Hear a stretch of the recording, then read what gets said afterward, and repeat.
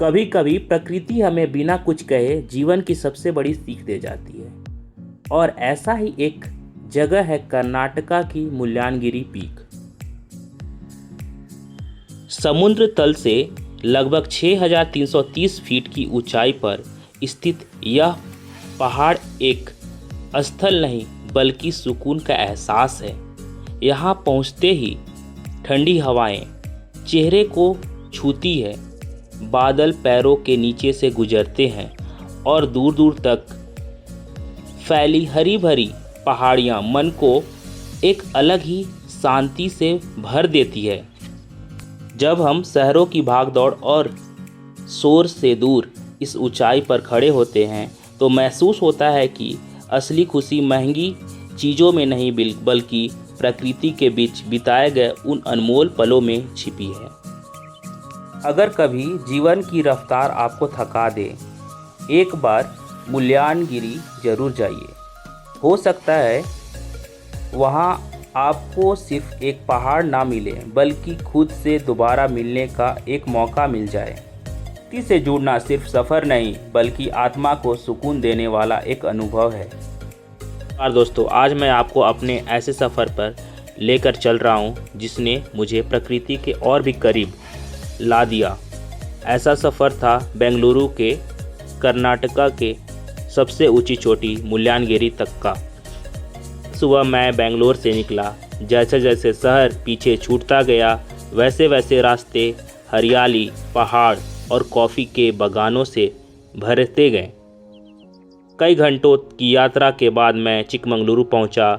लंबा सफ़र था इसलिए सबसे पहले होटल में चेक इन किया, थोड़ा आराम किया और अगले दिन की रोमांचक यात्रा की तैयारी की। सफ़र मैंने अकेले शुरू किया था। रास्ते में कुछ नए दोस्त से मुलाकात हुई, बातचीत शुरू हुई, फिर हंसी मजाक और देखते देखते मेरा सोलो ट्रिप एक शानदार ग्रुप ट्रिप में बदल गया। कभी अनजान लोग से मुलाकातें भी यादगार कहानियां बन जाती है। सबसे ऊपर पहुँचे तो सामने फैला दृश्य शब्दों से परे था।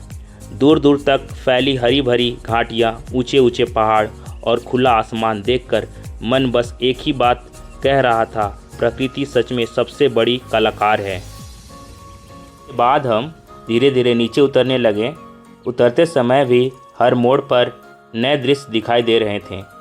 चारों तरफ फैली हरियाली और बादलों से घिरी चोटियाँ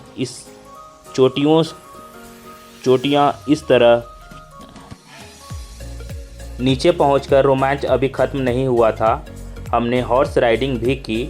खुले माहौल में घोड़े की सवारी करते हुए आसपास के प्राकृतिक दृश्य देखने का अनुभव बेहद मज़ेदार था।